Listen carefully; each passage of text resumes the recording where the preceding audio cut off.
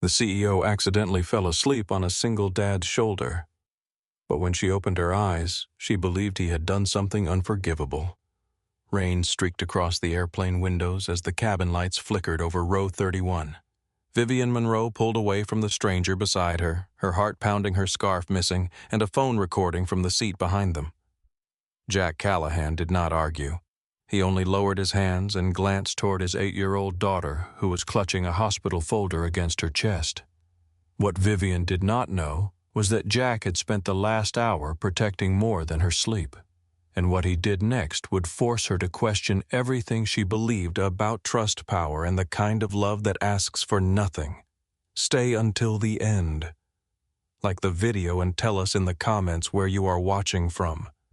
6 hours before Vivian Monroe woke with fear in her throat and a stranger's shoulder beneath her cheek, Jack Callahan stood under the white lights of Phoenix Sky Harbor Airport with one backpack, one duffel bag, 2 boarding passes, and $12.43 in his checking account.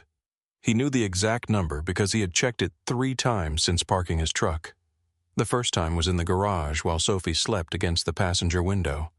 The second came after the luggage machine failed. The third came when Sophie asked whether they could buy cinnamon rolls after security. Jack had looked toward the bright bakery case, then toward the crackers and apples packed in his backpack. "We have breakfast with us," he had said. Sophie had nodded as if he had offered her a choice. Now she sat cross-legged on the carpet beside his boots, a sketchbook balanced on her knees and a blue pencil moving carefully across the page. She wore a purple sweatshirt even though Phoenix was already warm. Her brown curls had been pulled into a loose ponytail that was beginning to fall apart. A small silver locket rested against her chest.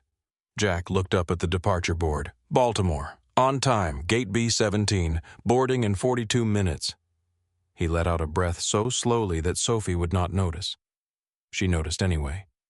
"You keep looking at the board," she said, "making sure Baltimore stays where they put it. It has not moved yet. That is promising." Sophie looked down at her drawing again. A tall lighthouse stood beside a square building with too many windows. Jack crouched beside her. "Is that the hospital?" "Yes. Why does a hospital need a lighthouse? So people know where to go when they are scared." Jack studied the drawing. The lighthouse beam stretched across the page in a wide blue arc. "That seems useful."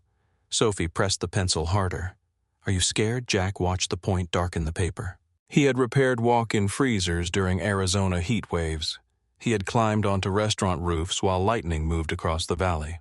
He had held Emily's hand in an intensive care room while machines counted out the final hours of a life that should have lasted decades.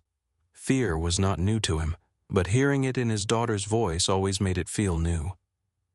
"I am paying attention," he said. "That is not what I asked." Jack gave her a tired smile.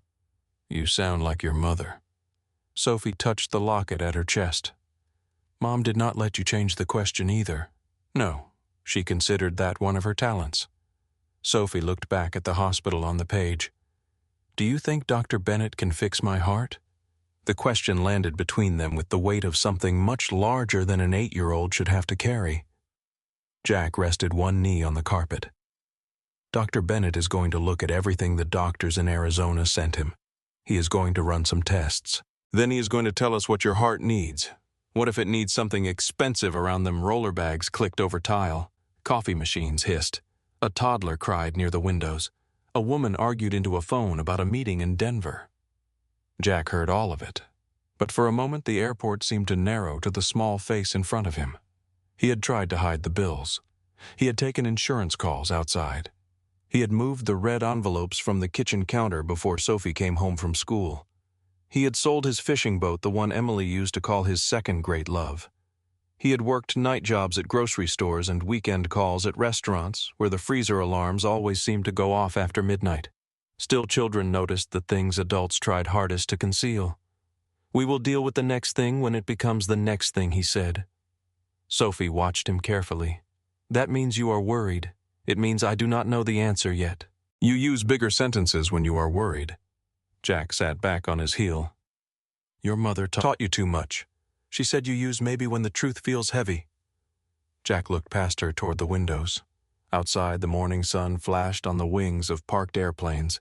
Beyond the runways, the mountains looked soft and distant, almost harmless. Emily had said that exact sentence once in their kitchen, laughing as Jack tried to avoid answering whether he had forgotten their anniversary dinner reservation.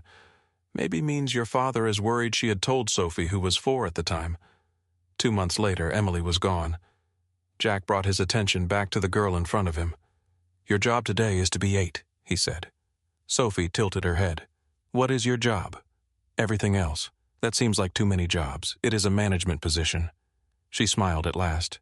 Jack stood ignoring the stiffness in his knees. He had finished a 12-hour shift less than 5 hours earlier.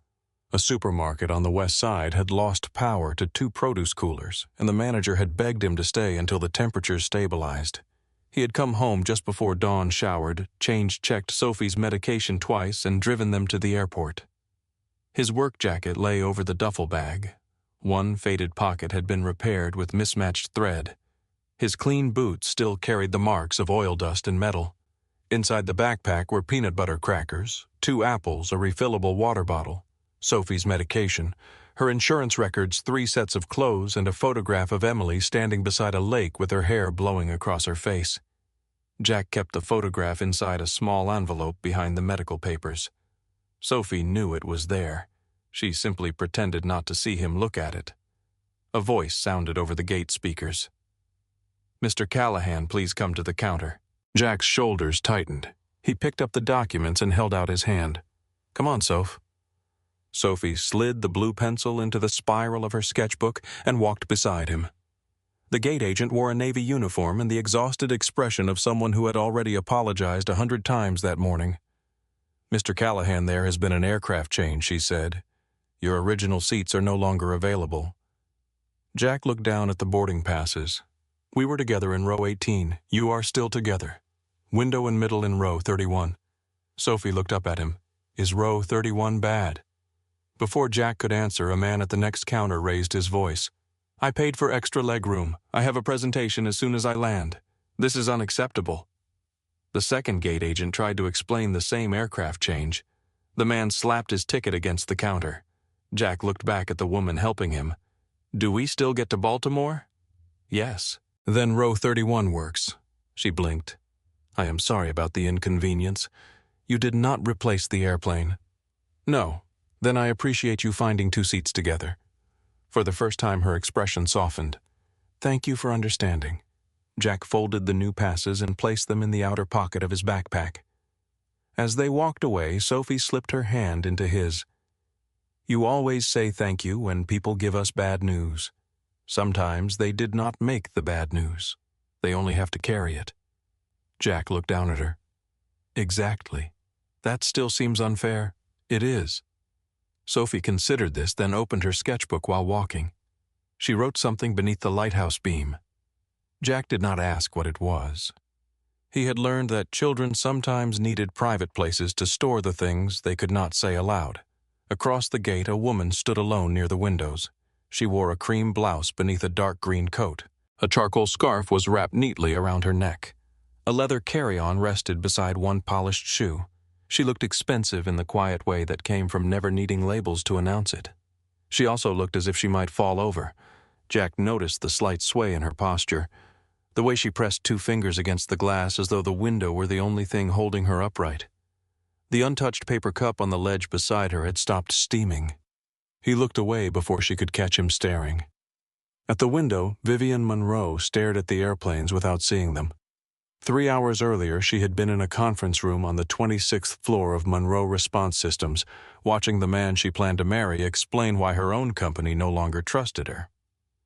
Ryan Caldwell had stood at the far end of the table in a dark suit, one hand resting on the back of her chair. He had always known how to look calm when everyone else was afraid. That skill had once made Vivian feel safe.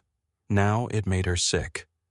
"We are not questioning your commitment," one board member had said. "Then what are you questioning?" Vivian asked. The room had gone still. Ryan answered for them. "Your judgment." He spoke softly, as if protecting her from a crueler version of the truth. "You have not slept. You have canceled 2 meetings.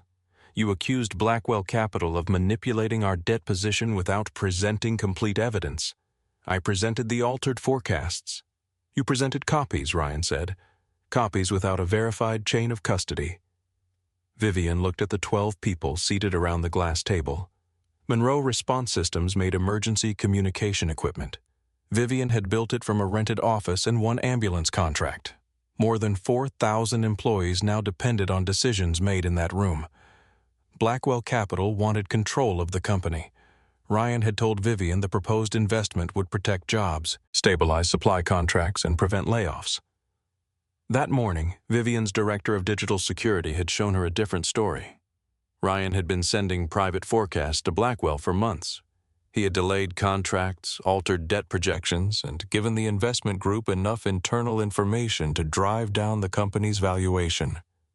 Once the share price fell, Blackwell planned to force an emergency vote, remove Vivian close to manufacturing sites, and sell the most profitable patents.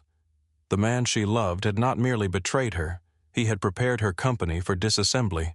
Vivian had not shouted when she learned the truth. She had walked to her office, locked the door, and copied the verified files onto a secure black drive. The drive contained Ryan's emails, access records, altered projections, and an audio file in which he discussed removing Vivian after the board lost confidence in her. It also contained the name of the consultant Ryan had hired to retrieve the evidence. Nolan Pierce. Vivian wrapped the drive inside her charcoal scarf and fastened the red security seal around it. Then she booked a one-way ticket to Baltimore under the name Vera Lane. Her outside counsel was waiting there. The emergency board vote was scheduled for the following morning. She had less than a day to prove that the people accusing her of instability had created the crisis themselves. Her phone vibrated in her hand. Ryan. She watched his name glow across the screen until the call ended. A second call began immediately. Vivian answered. "Where are you?" Ryan asked. The background behind his voice was quiet. Too quiet. He had probably returned to his office and closed the door. "Somewhere you cannot edit the numbers." "Vivian, listen to me. I have listened to you for 7 years, and I have protected you for 7 years. You used my access credentials. I protected the company from a founder who no longer understands how exposed we are." Vivian tightened her hand around the phone. "You sold our future before anyone agreed to sell. I made sure there would still be a company after your pride finished burning through it." A boarding announcement sounded at a nearby gate. Vivian turned slightly away from the crowd. "You delayed the hospital contract. It was not profitable. It kept 12 regional trauma centers connected during outages. We are not a charity," No, Vivian said. "We are supposed to be better than the people who count suffering only after it becomes profitable." Ryan exhaled. The sound was familiar, patient, almost loving. "Come home. You are exhausted. We can explain this privately. There is no private version of betrayal. Do not do something emotional." Vivian looked down at the engagement ring on her finger. For months, Ryan had used that word whenever she resisted him. Emotional when she defended employees. Emotional when she questioned a forecast. Emotional when she refused to turn emergency equipment into luxury pricing. The accusation had become a cage built from her own feelings. Vivian pulled off the ring. "I am finished letting you name my decisions." She ended the call. For several seconds, she stood with the ring in her palm while travelers moved around her. A family laughed near the coffee shop. A man in a baseball cap balanced a sleeping child against his chest. An elderly couple shared half a muffin without speaking. Vivian found a small envelope in her carry-on, placed the ring inside, and wrote Ryan's name across the front. Her handwriting remained steady until she sealed it. Then her fingers began to shake. A blue pencil rolled across the floor and touched the side of her shoe. Vivian looked down. A little girl in a purple sweatshirt was hurrying toward her. "Sorry," the child said. "It escapes when I press too hard." Vivian picked up the pencil. "What are you drawing?" The girl held up her sketchbook. "A hospital that knows how to be brave." Vivian studied the square building and the tall lighthouse beside it, and the lighthouse that is for people who forgot where safe is. The words entered Vivian before she could protect herself from them. A man approached with a faded backpack over one shoulder. "Sorry about that," he said. "Sophie likes giving office supplies a chance at freedom." The girl looked offended. "It rolled." "Of course." Vivian handed her the pencil. No harm done. Sophie accepted it with both hands. The man looked tired. Not careless tired, working tired. The kind that settled in the shoulders and stayed there. His eyes moved briefly to the sealed envelope in Vivian's hand, then away. He did not ask whether she was all right. Vivian was surprised by how grateful she felt. "I am Jack," he said. "This is Sophie." "Vera." The false name came quickly. Jack nodded as though names were gifts people could offer in whatever size they chose. "Nice to meet you." Sophie pointed at Vivian's scarf. "That color looks like storm clouds." Vivian touched the folded fabric near her collar. "I suppose it does. Storm clouds are not always bad," Sophie Jack said gently. "What they make the desert smell better." Vivian looked toward the runway. The mountains beyond the glass had disappeared behind a thin veil of morning haze. "You are right," she said. "Sometimes they do." The boarding announcement began. Passengers rose all at once, collecting cups, bags, coats, and children. Jack held Sophie's backpack while she placed the sketchbook inside. Vivian reached for her carry-on and nearly lost her balance. Jack noticed. He did not grab her.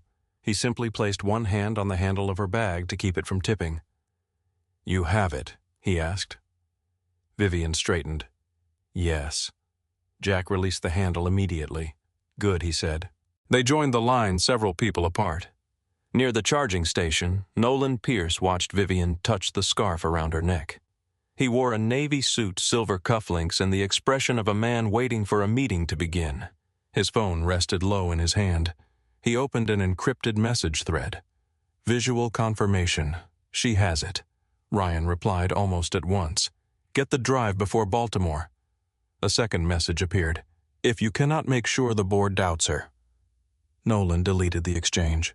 Then he lifted his briefcase and entered the boarding line. Vivian moved through the jet bridge under the name Vera Lane. Cold air slipped through the seams near the floor. Her phone vibrated again, but she did not look at it. She pressed her fingers against the scarf. The hard outline of the drive remained hidden inside the fold. Safe. Necessary. Vivian found row 31 and stopped. Sophie was already in the window seat.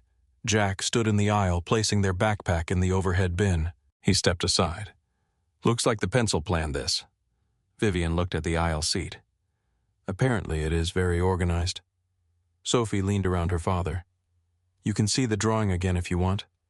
Vivian slid into her seat. "I would." Jack lowered himself into the middle seat and helped Sophie fasten her belt. He checked the strap twice. Then he placed a small bottle of medication in the seat pocket where he could reach it. Vivian placed her carry-on beneath the seat and kept one hand over the scarf. Sophie opened the sketchbook. The hospital windows leaned in different directions. The lighthouse beam crossed the top of the building. Vivian studied the page. "The windows are uneven." Sophie looked concerned. Vivian added, "That makes it look like people actually live there." Sophie smiled. "Dad says buildings do not care if they look perfect. I said our apartment does not care. It is the same thing." Jack glanced at Vivian. "She edits. So do I," Vivian said. The words carried more truth than either of them understood. Across the aisle and one row behind, Nolan settled into his seat. He placed his briefcase between his shoes and adjusted his phone so the camera faced forward. The cabin door closed. Vivian checked the scarf. Jack checked Sophie's medication. The plane pushed away from the gate. Two strangers sat inches apart, each guarding the thing they believed they could not afford to lose. As Phoenix fell behind them, sunlight flashed across the wing, then disappeared inside a gathering wall of clouds. The seatbelt sign remained on. Sophie pressed her forehead to the window. Jack looked toward the darkening sky. Vivian closed her eyes, but did not rest. The engines deepened as the aircraft climbed. Phoenix disappeared beneath a sheet of gray cloud, and the last hard light of morning faded from the windows. The cabin trembled softly as the plane rose through uneven air. Vivian kept her eyes closed. She did not sleep. Her back remained straight against the seat. Her shoulders stayed level. One hand rested over the charcoal scarf at her throat. Two fingers pressed against the shape of the secure drive hidden inside it. Jack noticed without staring. There was a difference between resting and holding still. Rest softened a person. It loosened the jaw and slowed the breath. Vivian looked as if she were standing guard inside her own body.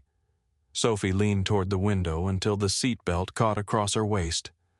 The wing disappeared into the clouds.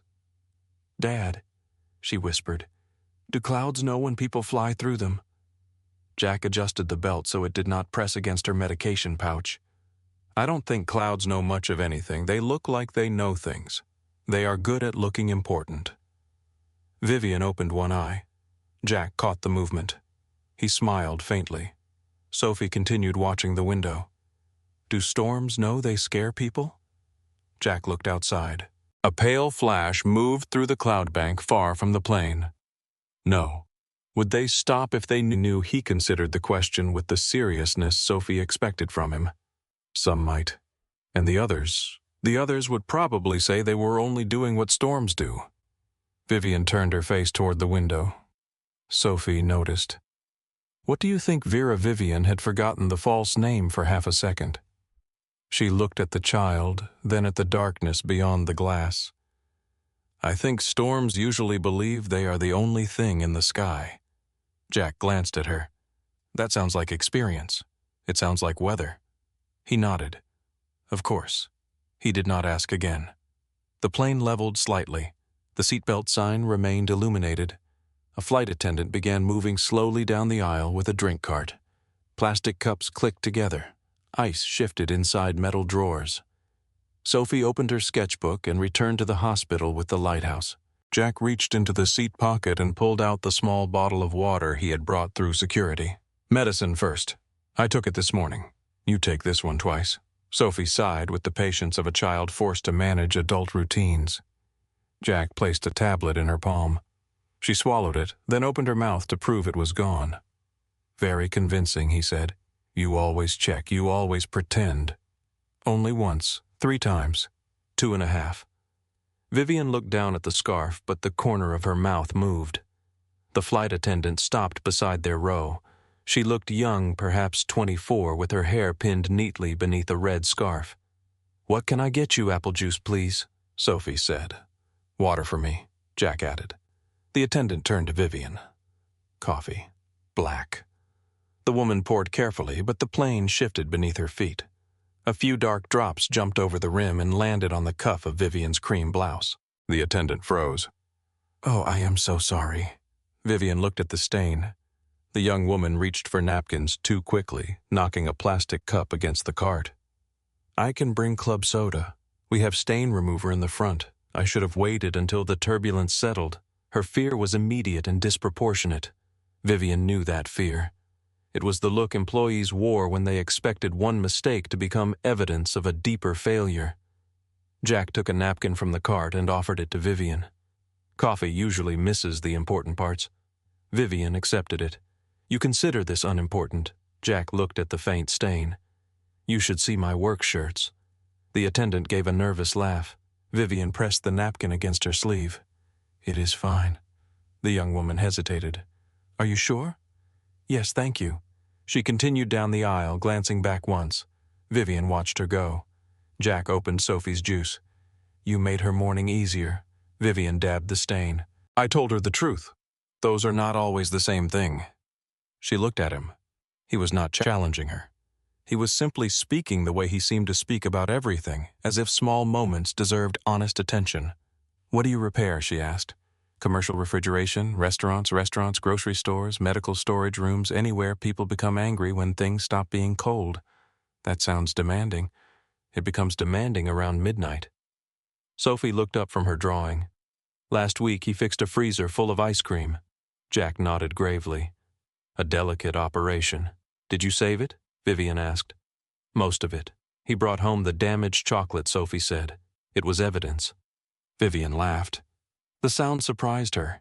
It was small and brief, but real. Jack noticed the way she looked almost embarrassed afterward. He took a drink of water and turned toward the seat in front of him, giving her the privacy to recover.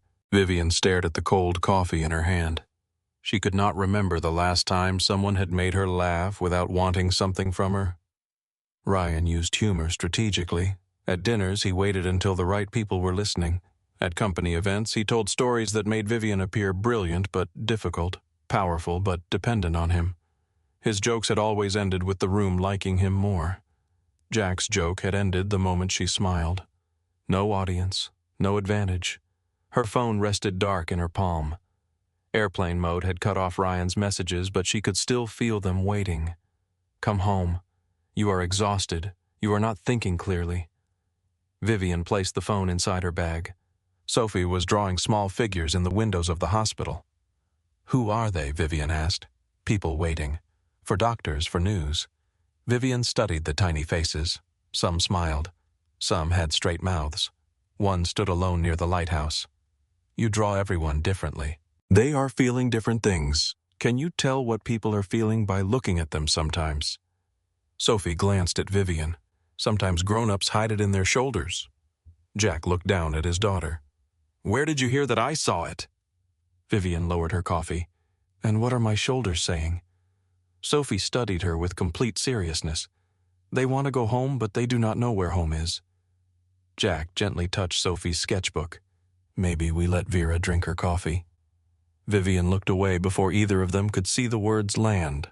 Home had once been a red brick house in Scottsdale with wide windows and a kitchen Ryan had chosen from a catalog. It had been wine glasses beside the sink, his jacket on the back of a chair, music playing while she answered emails at midnight. Now when Vivian pictured that house, she saw only rooms Ryan had entered while lying to her. I do not mind, she said. Jack did not respond. He seemed to understand that answering would make the moment heavier. Sophie returned to her drawing. After several minutes, she asked, will the doctor keep me overnight? Jack's fingers paused around the water bottle. Maybe. Sophie looked at him. That means you are worried. It means I do not know. You could say that instead. I just did. After maybe. Jack sighed. Vivian watched the exchange from the corner of her eye. Sophie touched the silver locket at her chest. Mom said you use maybe when the truth feels heavy. For the first time since boarding, Jack's face lost its ease. His hand rested on the armrest between him and Sophie. Your mother said a lot of things. She was usually right. She would be very pleased to hear you say that. Do you still talk to her? The engine noise filled the pause. Jack looked out through the window, though there was nothing to see beyond gray cloud. Sometimes. What do you say? His thumb moved slowly over the edge of his wedding ring. Vivian had not noticed it before. The band was worn and scratched, still resting on his left hand 4 years after Emily's death. Jack looked at Sophie. I tell her I am trying. The answer was so quiet that Vivian almost wished she had not heard it. She turned toward the aisle. Across from her, a man slept with his mouth open. Farther ahead, a woman scrolled through photographs on her phone. Ordinary people carried their private losses through the sky, sitting inches from strangers who would never know what had been left behind. Vivian lifted her coffee, but her hand had begun to tremble. She set it down before Jack could notice. He noticed anyway. He said nothing. Behind them, Nolan Pierce shifted in his seat. His briefcase remained upright between his shoes. His phone rested in his palm, angled toward row 31. He had been watching the scarf since takeoff. Vivian had checked it 11 times. Each time, her fingers found the drive through the fabric. Nolan did not need to see the drive itself. Ryan had given him photographs of the security model and the red tamper strip. He knew the size, the weight, and the emergency encryption protocol. He also knew Vivian would never place it in checked luggage. The difficulty was not finding the evidence. It was taking it without creating a clean accusation against himself. Nolan watched Jack help Sophie arrange her blanket. A single father in worn boots, a sick child, a tired woman traveling under a false name. The arrangement offered more possibilities than Ryan's original plan. Nolan unlocked his phone and opened the camera. The plane struck a pocket of rough air. The cabin dropped just enough to pull a collective breath from the passengers. Vivian's coffee lifted from the tray and splashed against the lid. Sophie grabbed the armrest. Jack placed one hand over hers. You are all right. The aircraft shuddered again. The captain's voice came through the speakers. Ladies and gentlemen, we have encountered some unexpected turbulence. Please remain seated with your seatbelts securely fastened. Vivian pressed her feet against the floor. The scarf suddenly felt too tight around her neck. She loosened it. Jack saw the change in her breathing. Too fast, too shallow. Her eyes fixed on the seat back in front of her, but she was not seeing it. The aircraft rose and dropped again. Vivian's fingers closed around the edge of her tray. The conference room returned without warning. Glass walls, 12 faces. Ryan standing beside her chair, You have not slept. You are not thinking clearly. The board cannot trust decisions made in this state. Vivian heard the engine, but beneath it she heard Ryan's voice. You need me. Without me they will tear you apart. She tried to breathe. Her chest refused. Jack turned slightly toward her. Vera. She did not answer. Put both feet flat on the floor. Her eyes moved toward him. What both feet? Feel the floor beneath them. I am fine, I know. Do it anyway. Another hard vibration passed through the aircraft. Vivian placed both feet on the floor. Jack's voice remained calm. Press down. She obeyed. Pick one thing you can see. Vivian stared at him. What are you doing, giving your mind something smaller to hold? I do not need help. All right. Then humor me. The plane shook again. Vivian looked towards Sophie's sketchbook, the lighthouse. One thing you can hear, the engine. One thing you can feel. Her hand tightened around the scarf. The fabric. Good. Sophie watched quietly. Jack did not tell Vivian to breathe deeply. He did not touch her. He simply kept his voice steady enough for her body to follow. Tell me one color. Blue. Where the pencil? One shape. The window. The pressure in Vivian's chest began to loosen. The cabin returned piece by piece. The seat beneath her. The cold coffee. The small blue pencil in Sophie's hand. Jack's open palm resting on his own knee. Vivian drew in a slower breath, then another. The aircraft continued to tremble, but it no longer felt as if the sky were closing around her. She looked at Jack. Do you do this often? Help people through turbulence. Help strangers who have made it clear they do not want help. He looked forward. I repair machines for a living. Most of them do not want help either. Vivian released a breath that nearly became a laugh. That is not the same thing, no. Machines are usually more grateful. Sophie covered her mouth, trying not to laugh. Vivian looked at Jack. Vivian. He turned. She had not intended to say it.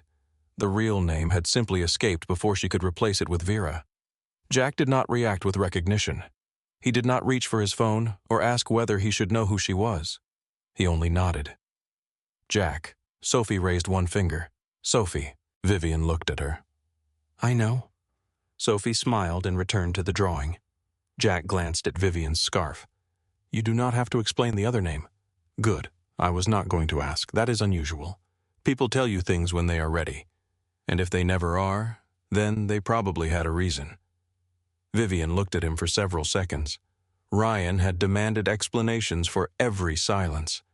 Every hesitation became evidence that she was withholding something. He had called it intimacy. Jack accepted the closed door without trying the handle. The turbulence softened. Outside the window, the clouds thinned, revealing a wide layer of white beneath them. Sunlight spilled across the wing. Sophie leaned closer to the glass. It looked soft. Jack followed her gaze. A lot of things look softer from a distance, like hospital bills. He looked at her, especially those.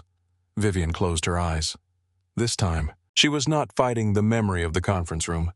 She was listening to Jack tear open a packet of crackers for Sophie, to the small scratch of blue pencil on paper, to the steady sound of the engines.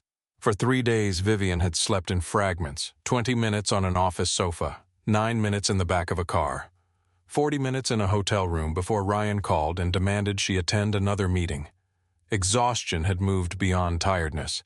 It had become a second presence inside her, something heavy and patient waiting for control to weaken. She opened her eyes.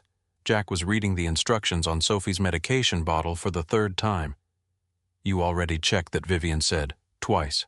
3 times. He looked at her. You were counting, I noticed repetition, occupational habit. Yes, what is the occupation?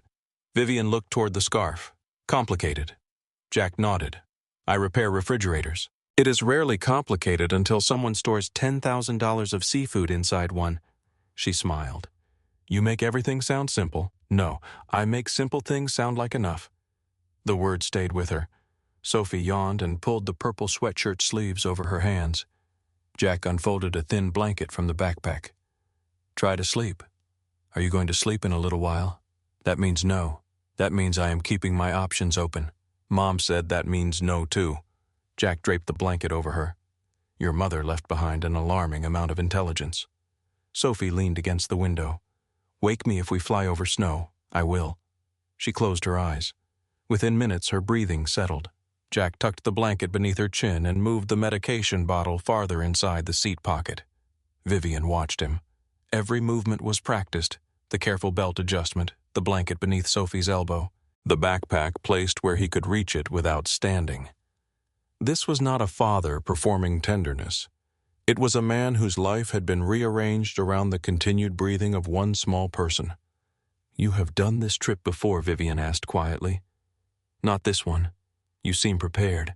I have had time to worry. How long did you wait for the appointment?" 7 months. Vivian looked at Sophie's face. "That long Dr. Bennett sees children from all over the country, and if you miss it," Jack's jaw tightened. "We do not miss it." The answer held no confidence, only commitment. Vivian wanted to ask about Sophie's condition, the medical folder, the $12 she did not know he had the faded ring on his hand. Instead, she said, "She is lucky to have you." Jack looked at his daughter. "I am lucky she still thinks so." A small silence formed between them. Not uncomfortable, not yet intimate, simply unclaimed. The plane gave another sudden drop. Vivian's hand slipped from the scarf. Her shoulder touched Jack's. She straightened immediately. "Sorry, you are fine." She pressed her head against the seat and closed her eyes. 1 minute, she whispered. Jack was not certain whether she was speaking to him or herself. Her breathing slowed. The tension in her jaw loosened. The fingers resting over the scarf began to open. Jack looked forward. He expected her to wake the moment her body leaned toward him. She did not. Vivian's head tilted, drifted across the narrow space, and settled against his left shoulder. Jack froze. Sophie opened one eye. "Dad, I know. Are you going to wake her?" Jack looked down at Vivian.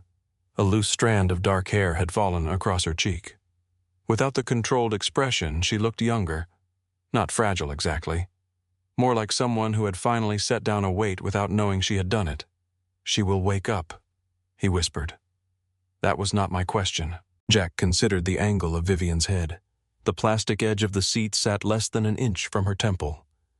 "If I move, she will hit the side. You have a bad shoulder. I have another one. That is not how shoulders work. Your mother said the same thing." Sophie watched him carefully. "What if she gets mad? Then she gets mad after she rests." Vivian shifted. Her head began to slide toward the hard seat divider. Jack moved slowly. He pulled off his work jacket with one hand, folded it, and placed it between Vivian's temple and his shoulder. The movement caused her to murmur, but she did not wake. Jack set both hands on his knees, open, visible. He looked straight ahead. Behind him, Nolan raised his phone. Minutes passed. Jack's shoulder began to ache where Vivian's weight pressed against an old injury. He had damaged it 2 winters earlier while replacing a compressor on a restaurant roof. After 10 minutes, 2 fingers in his left hand started to tingle. After 15, his foot went numb.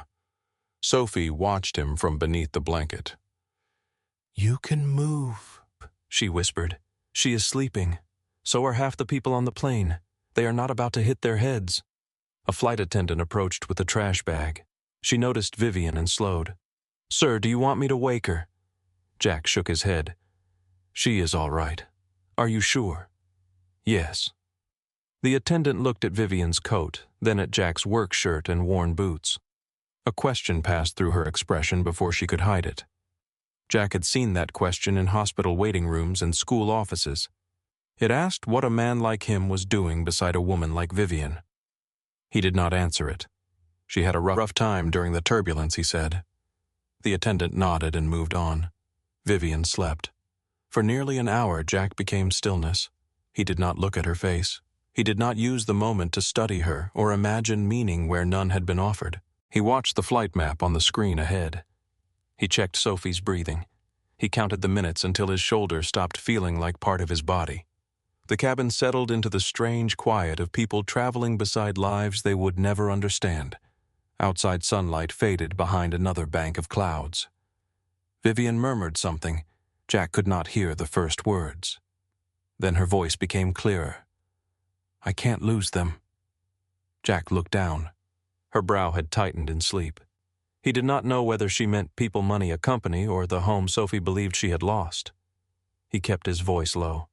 "Then do not carry it alone. Vivian's hand relaxed near his. Their fingers remained separated by less than an inch. Jack did not close the distance. Behind them, Nolan waited. The charcoal scarf had loosened from Vivian's neck and slipped onto her lap. Each vibration of the plane moved it closer to the floor. Jack saw it slide. He could not reach without shifting Vivian's head. The scarf fell near his shoe. Something inside the folds struck the floor with a soft click. Nolan saw it too. His polished shoe moved through the narrow gap beneath the seat. Slowly, carefully, he hooked the edge of the scarf and pulled it backward. Jack caught the movement in the dark reflection of the window. His eyes lifted toward Nolan's face. Nolan continued looking at his phone. Sophie was awake. She had seen the shoe. She opened her mouth. Jack gave one small shake of his head. Not here. Not while Vivian was asleep. Nolan dragged the scarf beneath the seat behind them and stopped it beside his briefcase. Then he adjusted the camera on his phone. The captain announced their descent into Baltimore. Window shades lifted. Seatbacks returned upright. Lights appeared below the clouds, scattered across the wet darkness like coins at the bottom of black water. Vivian shifted against Jack's shoulder. Her eyes opened slowly. For one quiet second, she did not move. Then she saw the phone raised behind them. Her body went rigid. She pulled away. Jack lowered his hands at once. Vivian touched her neck. Vivian touched her neck. The scarf was gone. For 1 second, the cabin seemed to tilt harder than it had during the turbulence. Her hand moved across her lap beneath the armrest between the seat and the wall. She opened her leather bag and searched inside even though she knew she had never placed the scarf there. Jack watched her breathing change. "What are you looking for?" "My scarf." His eyes moved toward the floor. Vivian leaned forward, searching beneath the seat. Nothing. Behind them, Nolan lowered his phone just enough to reveal a carefully concerned expression. "Is something missing?" Vivian turned.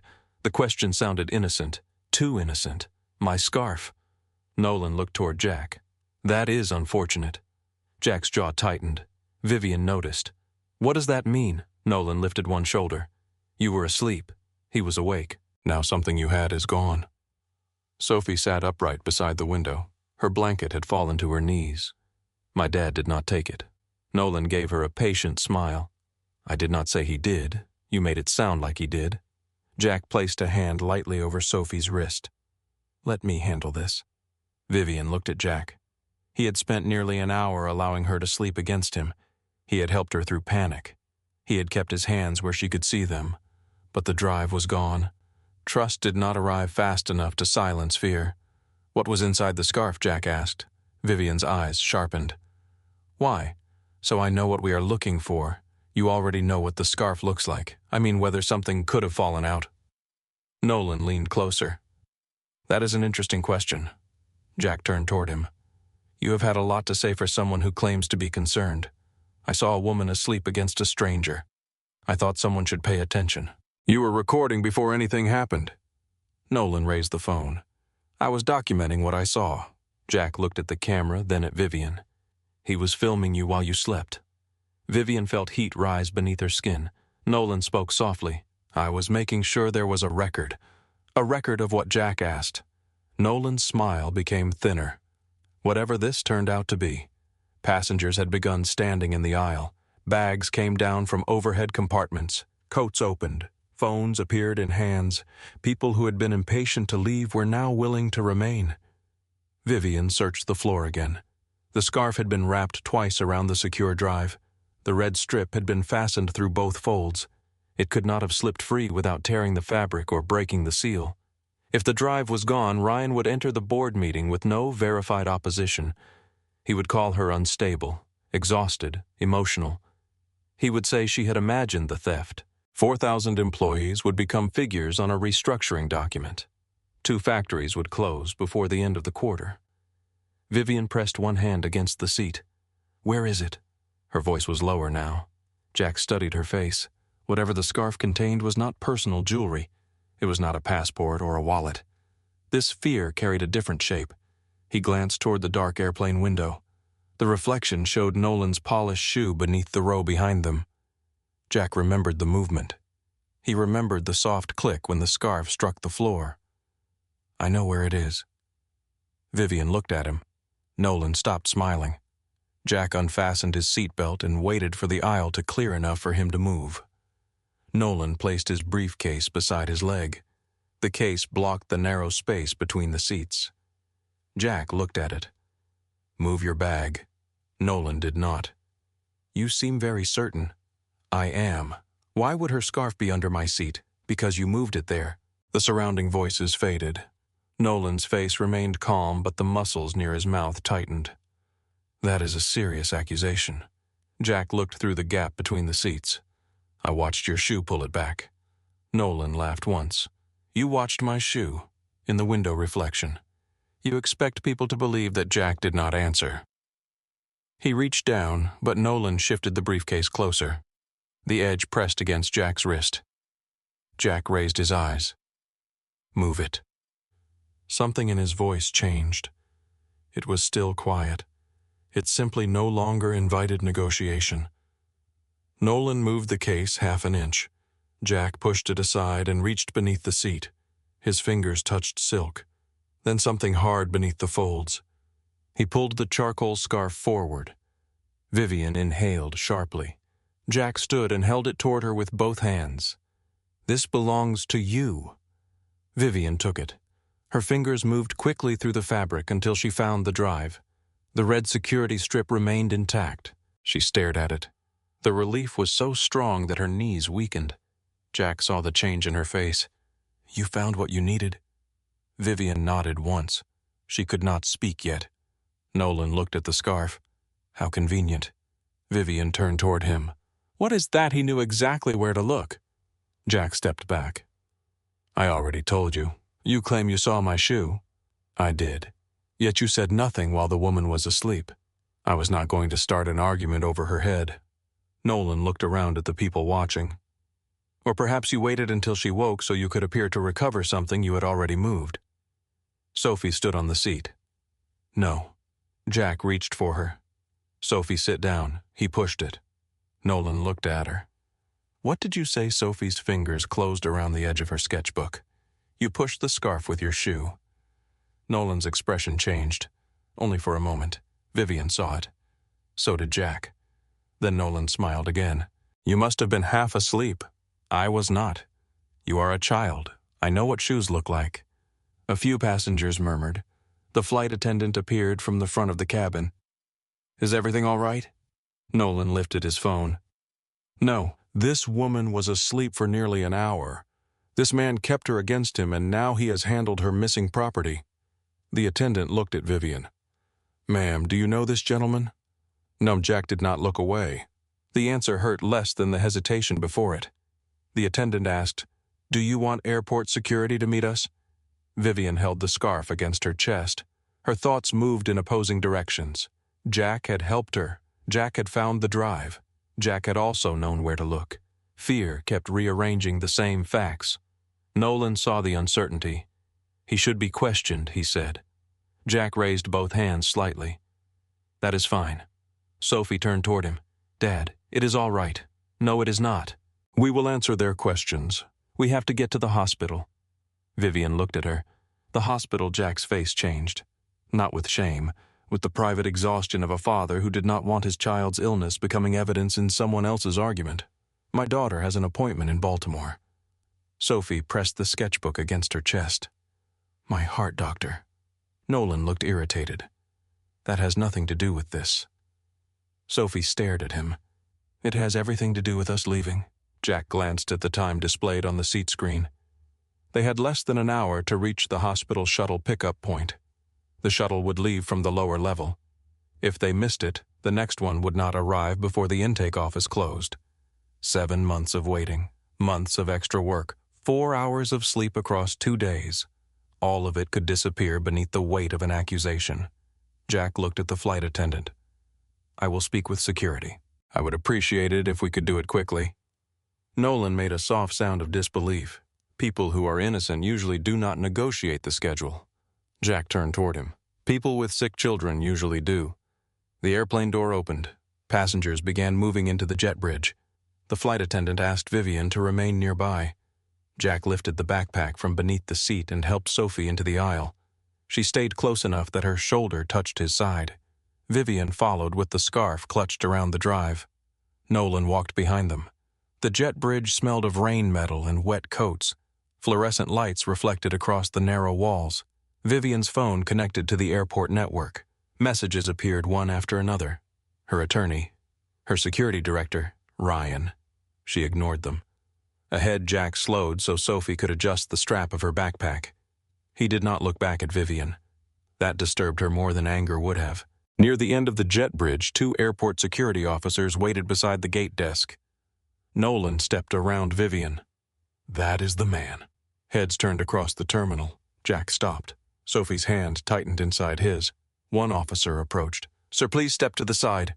Jack nodded. Of course. He guided Sophie with him.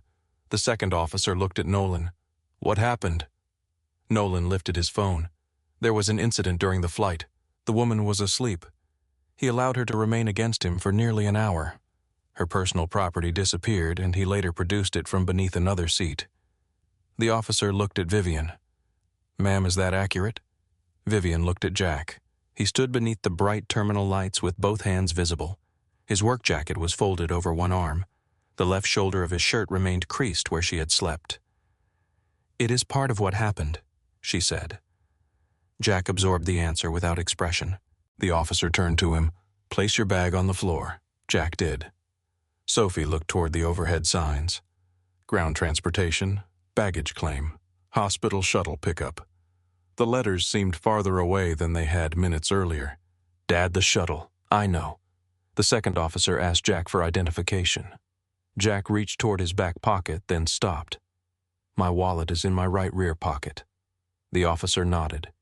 Jack moved slowly. Vivian watched him remove the wallet with 2 fingers. He had done this before. Not this exact accusation, but this caution, this careful way of making every movement smaller than it needed to be. The knowledge sat heavily in her chest. Nolan noticed the growing crowd. He understands how suspicious this looks. Jack handed over his identification. I understand how people can make things look. His voice carried farther than he intended. That is not the same as truth. Sophie stepped in front of him. My dad did not hurt her. The first officer softened his tone. Sweetheart, I need you to stand beside the woman at the desk. No. Sophie, Jack said. She shook her head. You did not do anything. I know. Then why do I have to move? Jack crouched to her height. Because they are asking questions. They are listening to him. She pointed at Nolan. Nolan gave a patient sigh. She is frightened. Her memory is unreliable. Sophie turned toward him. My memory is fine. You were tired. I saw your shoe. Nolan looked at the officers. This is becoming emotional. Vivian felt the word strike her like a familiar hand. Emotional. Ryan's favorite weapon. Not incorrect, not unsupported. Emotional. A word used to make truth sound unstable before anyone examined it. Sophie opened her sketchbook. The blue lighthouse stretched across the page. My dad was sitting still because she was sleeping. Her voice trembled, but she continued. The plane shook and she almost hit her head. He put his jacket there. His shoulder hurts when it rains, but he did not move because he did not want to scare her. Jack touched Sophie's shoulder. That is enough. No. Tears formed in her eyes. You said the truth does not have to be loud. Jack's face tightened. Sophie looked at the officers. But sometimes people are too loud for it. The terminal became quiet. A suitcase stopped rolling. The espresso machine hissed behind a coffee counter. Rain tapped against the windows beyond the gate. Sophie turned toward Vivian. He protected you. Vivian could not look away. Why are you not protecting him? The question entered every place Vivian had spent years defending. She looked at Jack's shoulder, at the folded jacket, at the old wedding ring, at the medical folder visible through the open top of his backpack. Then she looked at Nolan. He stood in a clean suit with a phone full of carefully selected evidence. Ryan stood in rooms the same way, polished, measured, certain that appearance could become truth if repeated often enough. Vivian's phone vibrated. A message from her attorney appeared. Do not reveal your location until the drive is secure. Another message followed. Ryan has called an emergency board session. Vivian read both. If she spoke publicly, Ryan would know she had the evidence. Nolan would know the drive was still safe. The board would begin preparing for scandal. If she stayed silent, Jack could miss Sophie's intake appointment because he had allowed Vivian to rest. The choice became clear before it became comfortable. Vivian stepped between Jack and the officers. "This man did not harm me," Nolan turned. "You were asleep." Vivian faced him. "I was."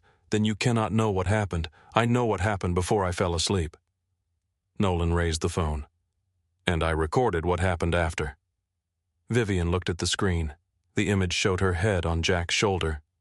Jack sat rigidly beside her. His hands were visible on his knees. The frame did not show his jacket beneath her temple.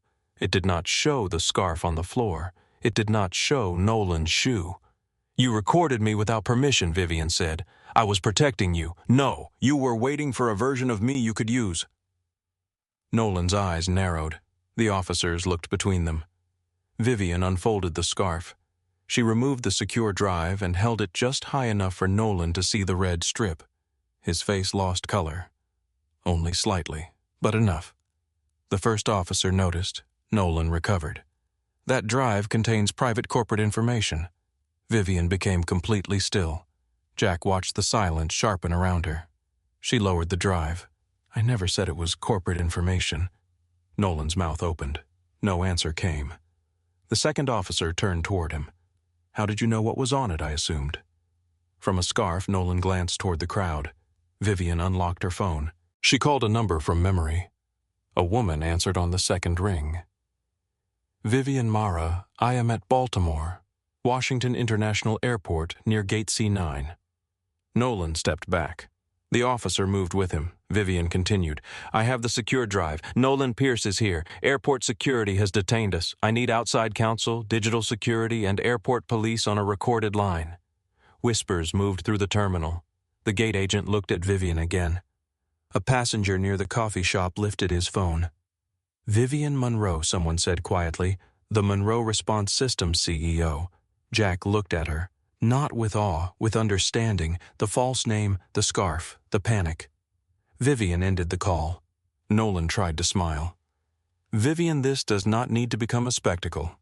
She looked at him. "You brought an audience." The officer asked Nolan to hand over his phone. He hesitated. "It contains confidential client information. Then we will document the transfer." "I am not under arrest. No one said you were." Nolan looked toward the concourse. The second officer stepped into his path. Vivian turned to Jack. "Mr. Callahan." He met her eyes. "Did Nolan Pierce move my scarf?" "Yes." "Did you know who I was?" "No." "Did you know what the scarf contained?" "No." "Then why did you retrieve it?" Jack looked toward Sophie. Her face was pale and tears remained on her cheeks. He answered simply, "Because it belonged to you." The words passed through Vivian with more force than accusation. She had spent years surrounded by people who could explain loyalty in presentations and betray it in private. Jack offered no speech, no strategy, no request. The scarf had belonged to her, so he protected it. The officer took Nolan's phone. Nolan's calm finally cracked. "You are making a serious mistake."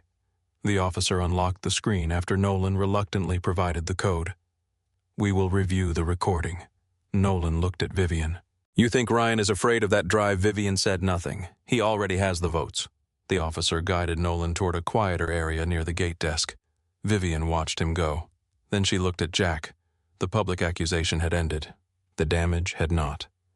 Jack lifted the backpack from the floor and checked the time. Sophie followed his eyes. The hospital shuttle had already left. Jack stared at the empty pickup lane beyond the terminal windows. Rainwater shivered beneath the white lights and the red taillights of a departing bus disappeared around the curve. Sophie stood beside him with one hand wrapped around the strap of her backpack. "Was that ours?" Jack checked the time again, though the numbers had not changed. "Yes. Is there another one? Not before intake closes." Her face became very still. Children did not always cry when fear arrived. Sometimes they simply stopped moving as if stillness might prevent the worst possibility from becoming real. Jack crouched in front of her. "Look at me." Sophie did. "We are still in Baltimore. The hospital is still here. Dr. Bennett is still here. But they said we had to check in tonight." "I know. What if they give the appointment away?" Jack opened his mouth. Nothing useful came. Vivian stood several feet behind them, holding the charcoal scarf against her chest. The secure drive felt heavier now than it had on the plane. She had protected 4,000 jobs by keeping it safe. Jack had protected it by missing the only ride that could get his daughter to the hospital on time. An airport police officer approached. "Mr. Callahan, we need a few more minutes." Jack rose. "My daughter has a medical intake appointment. We understand. We are reviewing the recording now. I have answered every question." The officer lowered his voice. "And your cooperation is helping. But we need to document what happened before you leave." Jack looked toward the pickup lane again. His frustration moved through his jaw, but his tone remained controlled. "How long, I cannot promise." Sophie slipped her hand into his. Vivian stepped forward. "Officer, can the statement be completed by phone?" The officer looked at her.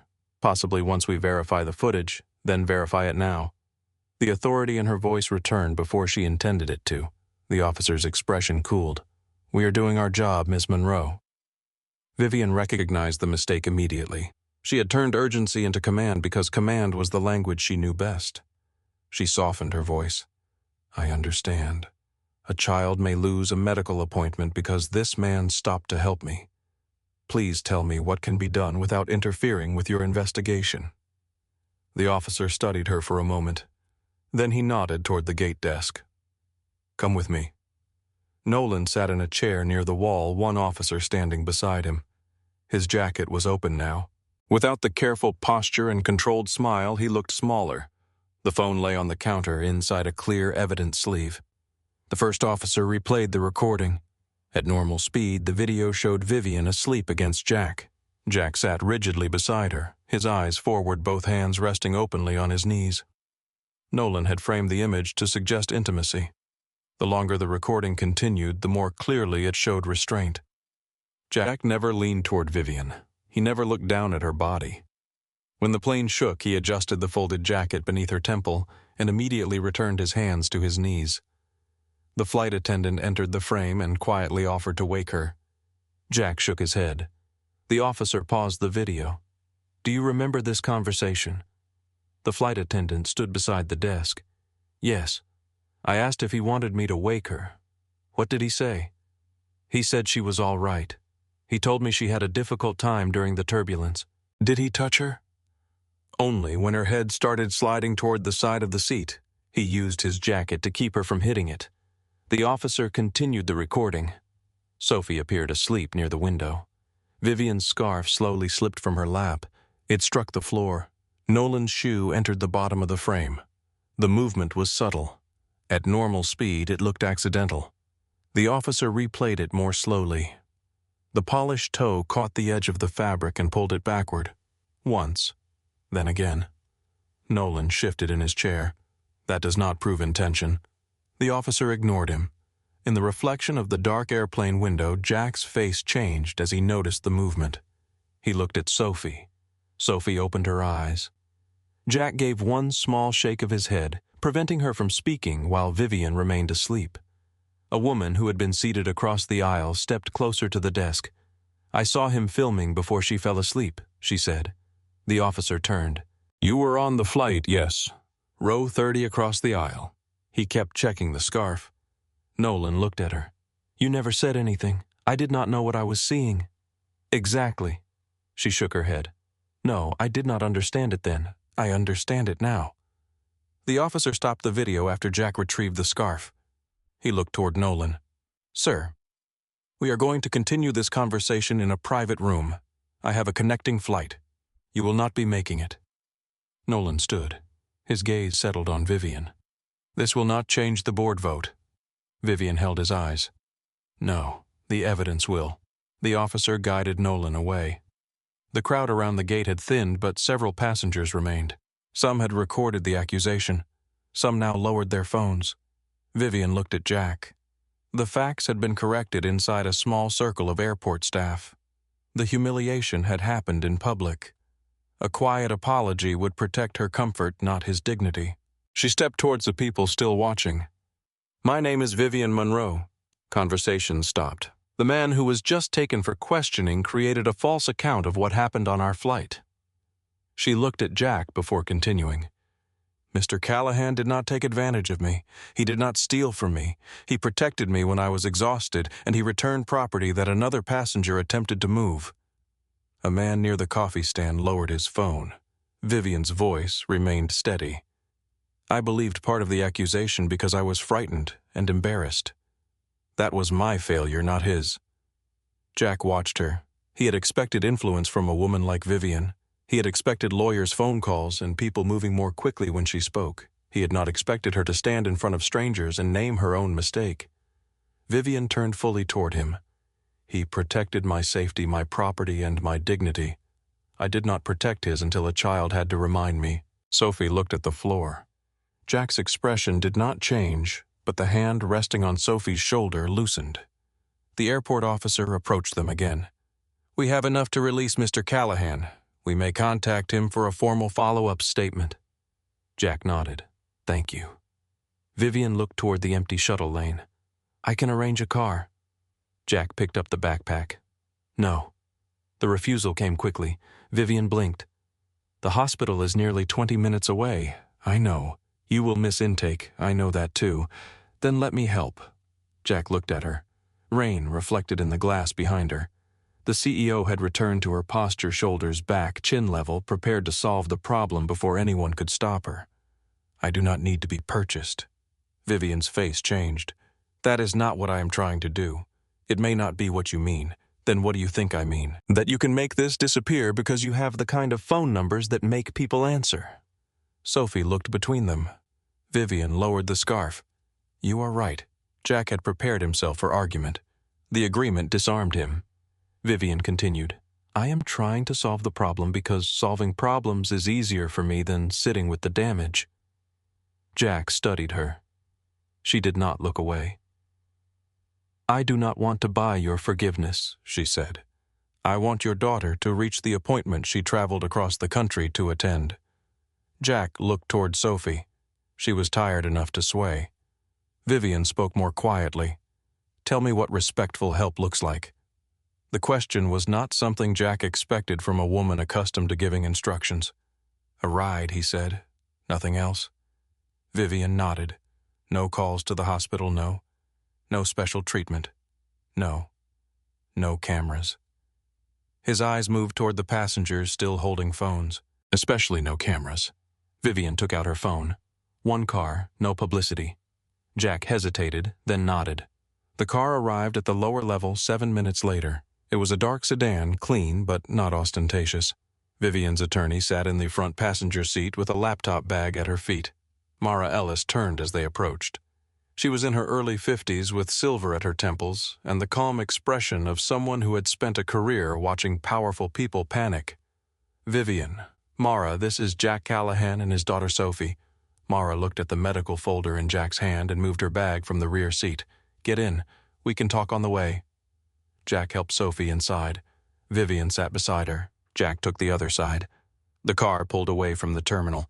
For several minutes, the only sound was rain against the roof and the low movement of tires over wet pavement. Sophie's eyelids began to close. Jack folded his jacket and placed it between her head and the window. Vivian noticed the movement. The same care, the same patience. Only this time it belonged to his daughter. Sophie leaned against him instead. Jack adjusted the blanket across her knees. "She takes the entire shoulder," he said. Vivian looked at the crease in his shirt. "I gave you more warning." "Not much. You could have moved. She would have hit her head. You could have woken me." Jack looked through the windshield. "You needed the sleep. You did not know me. That did not make you less tired." Vivian looked down at the scarf in her lap. Mara opened her laptop. "The board meeting has been moved up. Ryan told them you fled with stolen company files." "Of course he did. He is also claiming the drive was taken from a protected server without authorization. I created the server. That will not matter if he controls the first version of the story." Vivian looked toward Jack. "That seems to be a popular strategy today." Mara followed her gaze.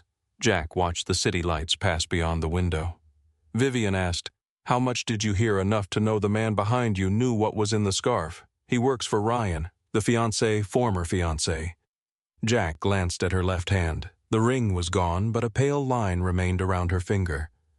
You found out today this morning, and now he is trying to take your company. He began long before this morning. I was simply late to understanding it." Jack looked at Sophie to make sure she was asleep. People who lie well usually spend more time practicing than people who trust them. Vivian turned toward him. "That sounds like forgiveness." "No. What does it sound like accuracy?" Mara watched them through the mirror, then returned to her laptop. Vivian asked, "Do you always separate the two? Try to." "Were you always this calm?" Jack almost smiled. "No." "What changed?" His eyes moved to Sophie. Someone had to be. The answer stayed between them as the car crossed into Baltimore.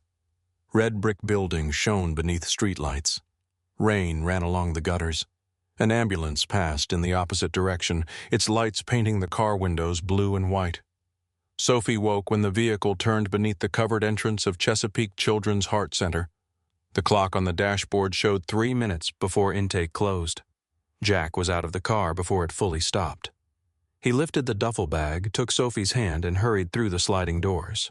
Vivian followed with the sketchbook Sophie had left on the seat.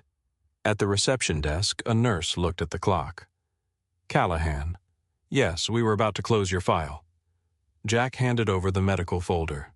The flight was delayed after landing. The nurse scanned the papers. "There is also an issue with the insurance authorization." Jack's shoulders lowered. "What issue?"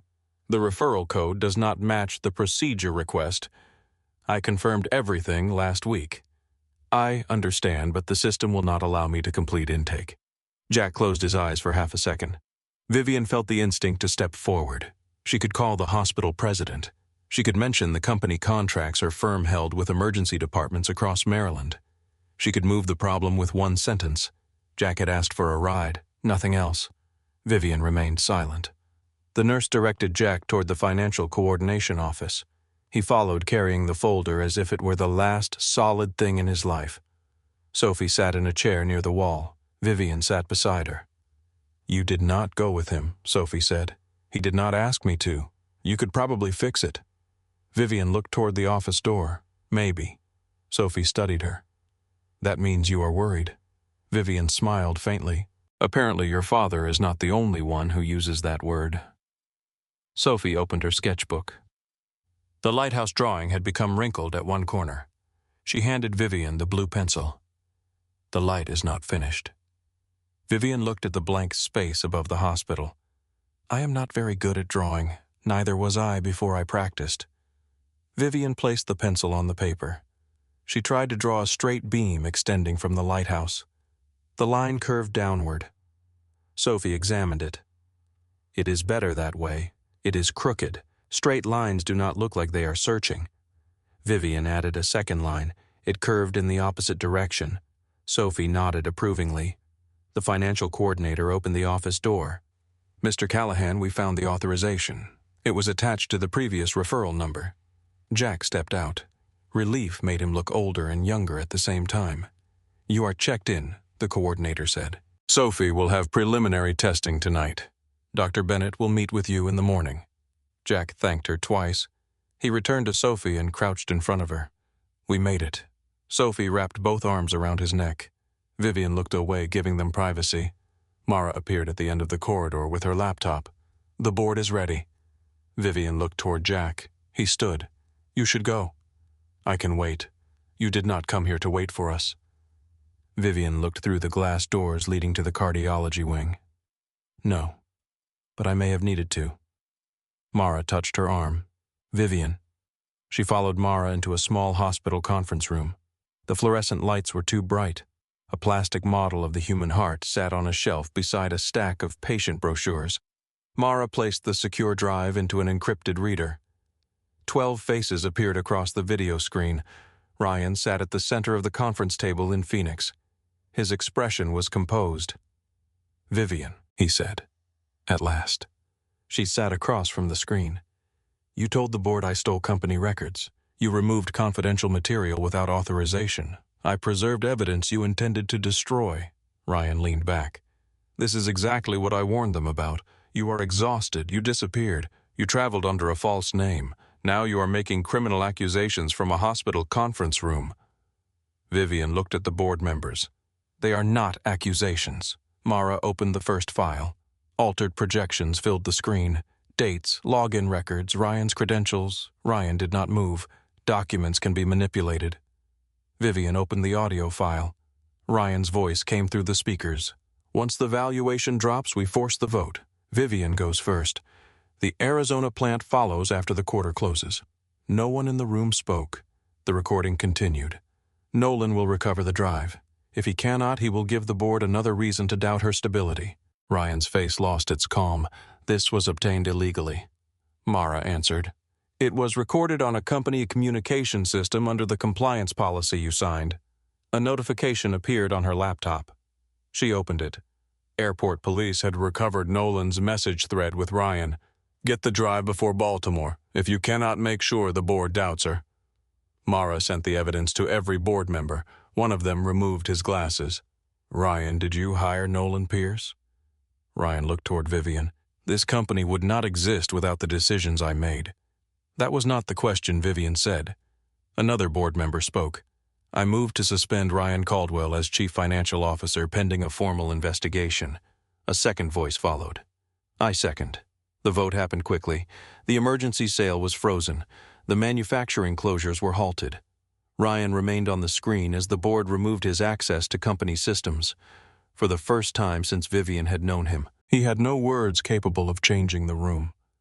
She took the engagement ring from the envelope in her bag and placed it on the table beside the drive. Ryan saw it through the camera. Vivian ended the call. She remained seated after the screen went dark. Mara closed the laptop. You stopped the vote. We stopped tonight's vote. You saved the company. We gave it time. Mara studied her. You sound different. Vivian looked at the plastic heart on the shelf. I am trying to be accurate. When she returned to the cardiology wing, Jack sat alone outside an examination room. He held 2 cups of vending machine coffee. He offered one to her. It is terrible. Vivian took it. I have had an educational day. She sat beside him. For several moments, neither spoke. The corridor smelled of disinfectant and rain carried in on clothing. Jack looked at the drive in her hand. Did it work? Ryan was suspended. The vote was canceled. You saved your company. We delayed the people trying to destroy it. That sounds less dramatic. It is more honest. Jack nodded. Vivian looked toward the closed examination room. How is Sophie? They ran an imaging test. Dr. Bennett is reviewing it. Are you frightened? Yes. The honesty reached her more deeply than bravery would have. Vivian wrapped both hands around the paper cup. My company builds systems for emergency workers. I thought that meant I understood what people needed during a crisis. And now I think sometimes they need someone to sit beside them and not take control. Jack looked at her. That is harder than it sounds. The examination room door opened. A doctor stepped into the corridor. Mr. Callahan Jack stood so quickly that coffee spilled onto his hand. Vivian rose beside him. The doctor's expression was serious, but not hopeless. We found the problem, he said, and we have a treatment plan. Jack reached for Sophie's hand as she appeared behind the doctor. Before they entered the consultation room, Sophie looked back at Vivian. Aren't you coming? Vivian glanced at Jack. He held the door open. You heard her. Jack held the consultation room door open. Vivian stood still for half a second. She had entered conference rooms where billions of dollars depended on the first sentence she spoke. She had walked onto stages beneath white lights while thousands of people waited for her to explain why the future would be better than the present. This room frightened her more. It was small and quiet. A model of a child's heart sat on the desk. Sophie occupied the chair nearest the doctor, her feet several inches above the floor. There was no role for Vivian to perform. No decision belonged to her. She entered anyway. Dr. Bennett closed the door and placed a series of images on the monitor. Jack sat beside Sophie. He took her hand before the doctor began speaking. The good news is that we understand why Sophie has been feeling more tired. Jack nodded once. He was listening so carefully that his entire body seemed to lean toward the words. Dr. Bennett pointed to one of the images. There is an abnormal opening between 2 chambers of her heart. It has placed additional strain on the right side. That strain explains the fatigue, the shortness of breath, and some of the episodes you described. Sophie looked at the screen. Is that the tired part? The doctor moved his finger toward the pale outline. That is the part working harder than it should. Can you tell it to stop? Dr. Bennett smiled gently.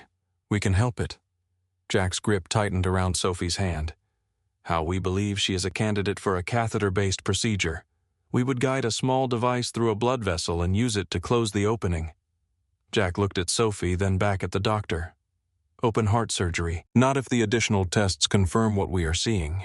The procedure still carries risk and she will need careful monitoring, but this is a treatable condition. Treatable. The word moved through the room without sound. Jack lowered his head. For months he had imagined every version of the conversation except one that gave him permission to breathe. His shoulders began to shake. Sophie looked at him. Dad.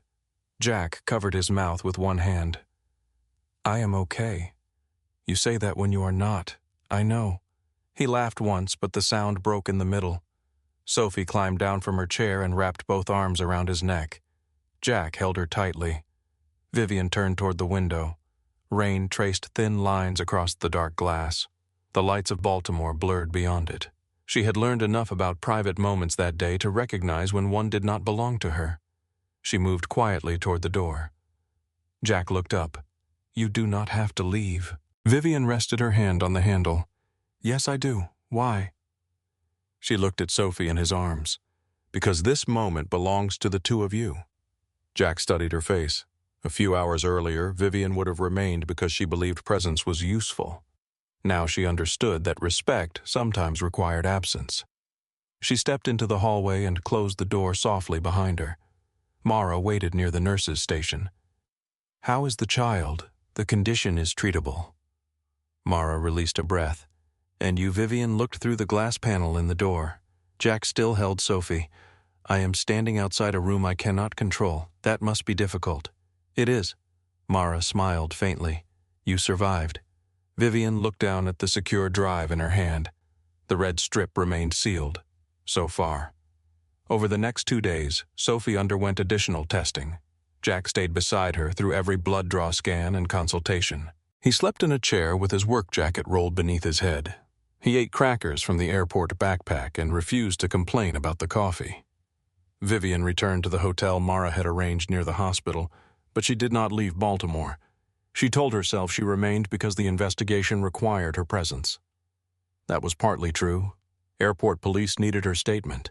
Company attorneys needed access to the drive. The board needed her available while Ryan's system permissions were removed. Still, she found reasons to walk through the hospital lobby every morning. On the first day, she brought Sophie a new box of blue pencils. On the second, she brought Jack coffee. He looked at the cup.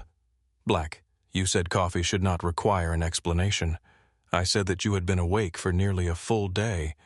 That sounds like something I would say when my judgment was poor. Vivian sat across from him in the waiting area. How is she? Angry that they will not let her walk to the vending machines. That sounds encouraging. She is also trying to convince a nurse that blue gelatin counts as breakfast.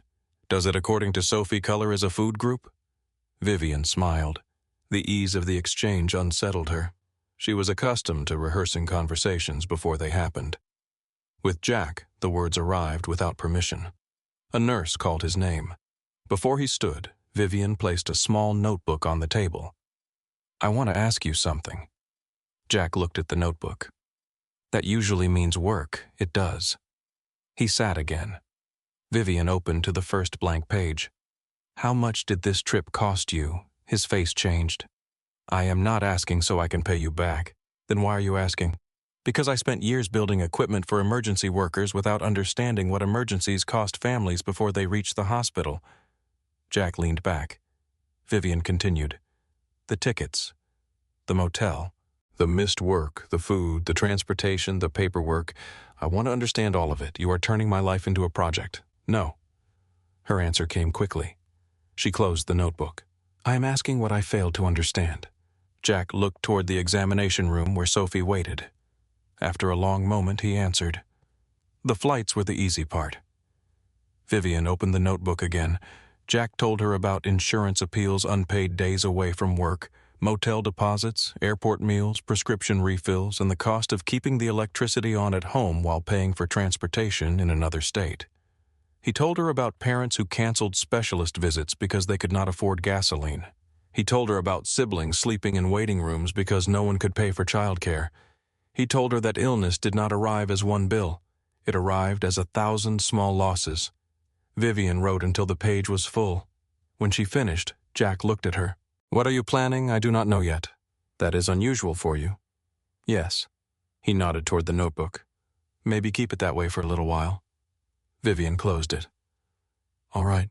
That afternoon, Dr. Bennett confirmed that Sophie could undergo the procedure within the month. Jack asked about returning to Arizona and coming back. The doctor advised against unnecessary travel.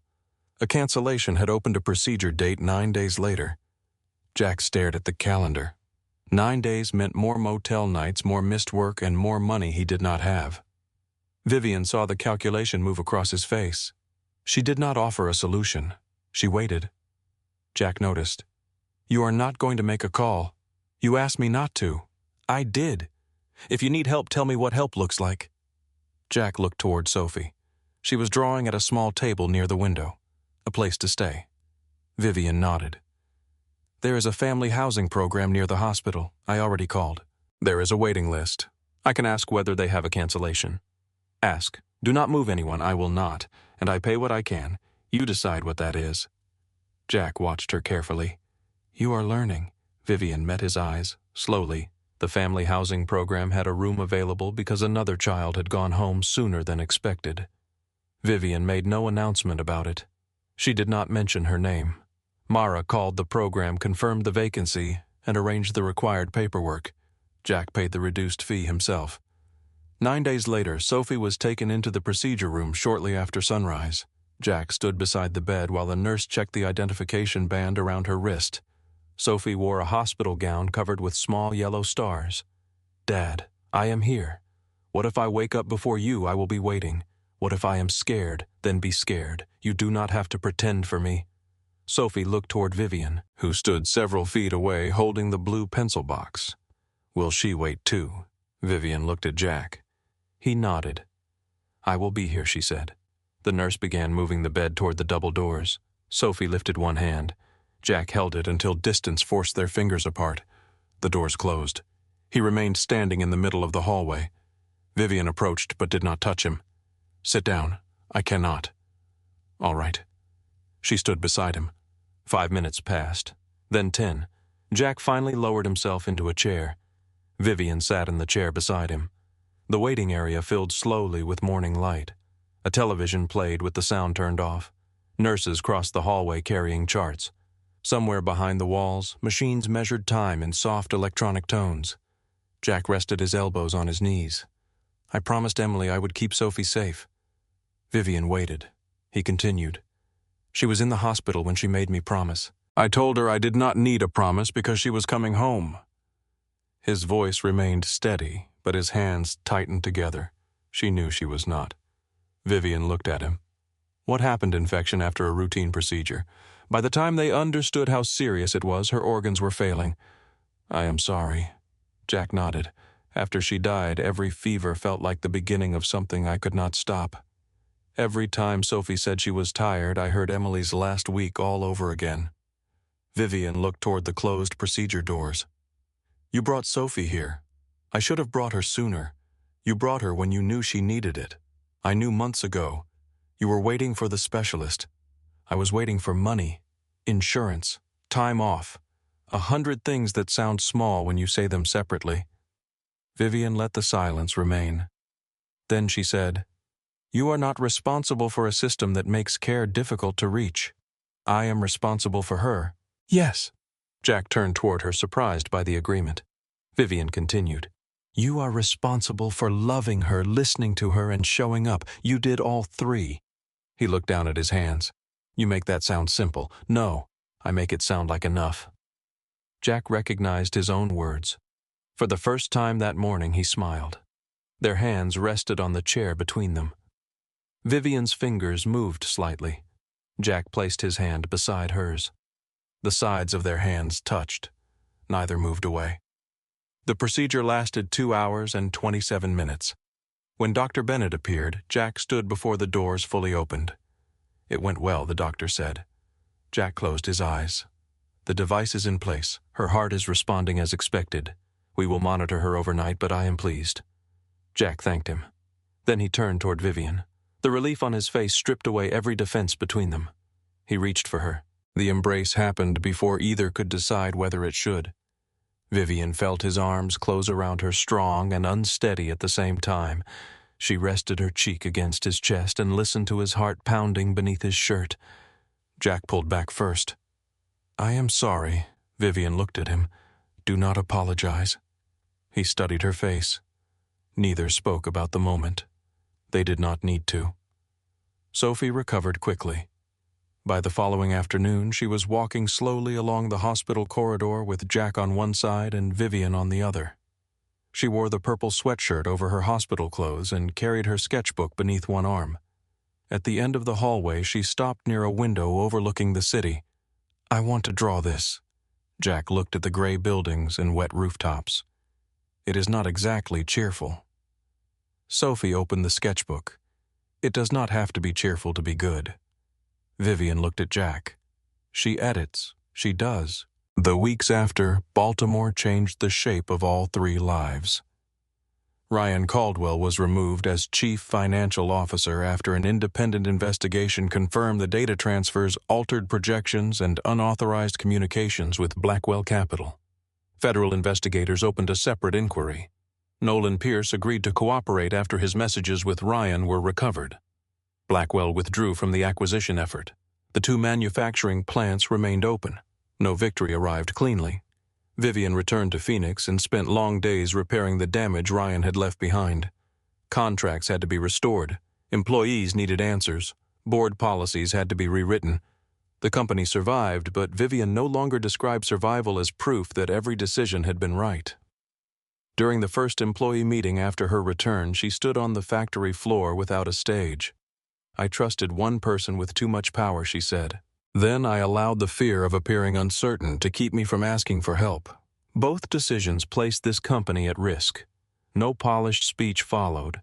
She answered questions for 3 hours. When a public relations advisor suggested using the airplane incident as part of a campaign about leadership and kindness, Vivian rejected the idea. Jack Callahan is not a campaign. The story is already circulating. Then we protect his privacy. It could improve public confidence. He is a person, not evidence that I have changed. The advisor removed the idea from the presentation. Vivian called Jack that evening. I stopped them from using your name. There was silence on the line. Thank you. They wanted to describe you as a working-class hero. Jack groaned. That sounds expensive. It came with a video package. Worse. Vivian smiled. How is Sophie? She has started correcting strangers who tell her to slow down. That sounds healthy. She also told her teacher that hospital food improved her negotiation skills. Vivian laughed. The calls continued. At first, they spoke about Sophie's recovery and the notes in Vivian's black notebook. Then the conversations moved elsewhere. Jack told her about Emily singing badly while cooking. Vivian told him about growing up in a house where report cards were displayed more often than family photographs. Jack admitted that part of him feared loving someone new would mean he had left Emily behind. Vivian admitted that Ryan had made her question whether she understood the difference between love and dependence. They disagreed often. Jack believed Vivian worked too much.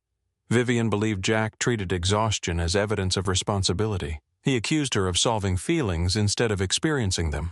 She accused him of using humility to avoid asking for what he wanted. They apologized when they were wrong. Neither apologized when they were not. 3 months after Sophie's procedure, Vivian returned to Baltimore with a proposal. She met Jack in the hospital cafeteria while Sophie attended a follow-up appointment. Vivian placed a folder on the table. Jack looked at it. That appears organized. I tried waiting without a plan. How did that go? Poorly. He opened the folder. The proposal described an independent travel fund for families whose children needed specialized medical care away from home. It would provide assistance for transportation, temporary housing, meals, and lost wages. Jack read every page. No families are required to speak publicly. No photographs, not unless they request them. Who decides which families qualify hospital social workers and independent medical advocates? Not your company. No, Jack turned another page. What does Monroe Response Systems receive? Nothing. Not even its name on the program, no. He looked at her. Why? Because help should not require an audience. Jack recognized the words he had spoken on the plane. His expression softened. I have conditions. I expected you would. Families keep control of their stories. Agreed. No one is chosen because they make good publicity. Agreed. And the fund cannot disappear if you leave the company. Vivian nodded. It will be independent. Sophie returned from the appointment and saw the papers. What is that? Jack explained. Sophie listened, then touched the silver locket at her chest. Can it have Mom's name? Jack looked at her. Soph, she would like it. We do not use your mother's name because it makes people feel sorry for us. Sophie frowned. That is not why. Vivian remained silent. Sophie looked at her father. Mom helped people she did not know. Jack's eyes lowered. Vivian spoke carefully. If her name is used, it will never belong to my company. Jack looked at the proposal again. The Emily Callahan Family Travel Fund was established that spring. It began quietly. No press conference. No celebrity dinner. The first family received train tickets and 6 nights near a children's hospital in Boston. The second received gasoline cards and child care assistance while their son underwent treatment in Atlanta. The third received nothing that appeared dramatic on paper. Only groceries, parking fees, and 2 weeks of unpaid wages. Those were the things that allowed them to stay beside their daughter. Jack advised the fund in the evenings after work. Vivian joined the calls whenever she could. Their relationship grew in the spaces between those conversations. She flew to Arizona for meetings. He visited Baltimore when Sophie needed follow-up care. They had coffee in hospital cafeterias, dinner in quiet restaurants, and long walks where neither spoke about companies or medical bills. Vivian never attempted to replace Emily. Jack never asked her to become smaller so he could feel needed. 6 months after the flight, the fund held its first community art event in Baltimore. Doctors, nurses, families, and children filled a renovated gallery near the harbor. Drawings covered the walls. Hospitals became castles. Ambulances became spaceships. Scars became rivers lightning and silver branches. Near the entrance hung Sophie's largest picture. It showed an airplane cabin beneath a dark sky. A tired woman slept against a man's shoulder. The man faced forward with both hands visible. A little girl sat beside the window holding a blue pencil. Outside the glass, a lighthouse beam curved through the clouds. Beneath the drawing, Sophie had written, "Safe is not always a place. Sometimes it is a person who does not ask for anything." Vivian stood before the picture for a long time. Jack approached with 2 paper cups of lemonade. She made my shoulder look wider. Vivian accepted 1 cup. She remembers it as structural support. That sounds like something a chief executive officer would say. A formerly exhausted chief executive officer. Jack looked at the faint shadows beneath her eyes. Still exhausted, less alone. The words settled between them. Across the gallery, Sophie pretended to study another drawing while watching them through the reflection in the glass. Jack took a drink of lemonade. There is a diner across the street. Vivian looked at him. That sounds serious. No lawyers, unusual, no doctors, risky, no board members, almost irresponsible, and no discussion of the fund for 1 hour. Vivian looked toward Sophie. The girl quickly turned away. Vivian faced Jack again. Is this a meeting, no an interview, no a strategic partnership? Jack smiled. Dinner, Vivian. She allowed the silence to remain just long enough to make him uncertain. Yes. Later that evening, they sat on a bench outside the gallery while Sophie helped a nurse pack the final drawings. Rain had stopped. The street shone beneath the lamps and the harbor air carried the smell of water and wet brick. Vivian leaned back. For once she was tired without being afraid of it. Jack looked at her. You can close your eyes. She turned toward him. You are sure? This time I know your name. Vivian smiled. Then she deliberately rested her head on his shoulder. Jack did not freeze. He did not hold himself rigid or keep both hands on his knees. He relaxed beside her. His hand found hers between them. Inside the gallery, Sophie watched through the window. She smiled, then returned to packing boxes. The first time Vivian Monroe slept on Jack Callahan's shoulder, she woke, believing vulnerability had placed her in danger. She had been wrong. The danger had been standing behind her in an expensive suit, holding a phone and waiting for fear to become useful. Safety had been sitting beside her in a worn work shirt, losing feeling in one arm because a stranger looked like she had forgotten how to rest. Jack had not protected Vivian because she was wealthy. He had not returned the drive because it was valuable. He had not stayed still because anyone important was watching. He had done it because she was tired the scarf belonged to her, and kindness did not require a better reason. Months later, when Vivian placed her head on his shoulder again, it was not an accident. It was a choice. Jack turned slightly toward her. Comfortable Vivian closed her eyes. Yes. His thumb moved gently across her hand. For the first time in years, she believed the answer. Behind them, Sophie's drawing remained visible through the gallery window. An airplane, a storm, a blue lighthouse, and 3 strangers who had boarded a flight without knowing they were already on their way toward becoming a family.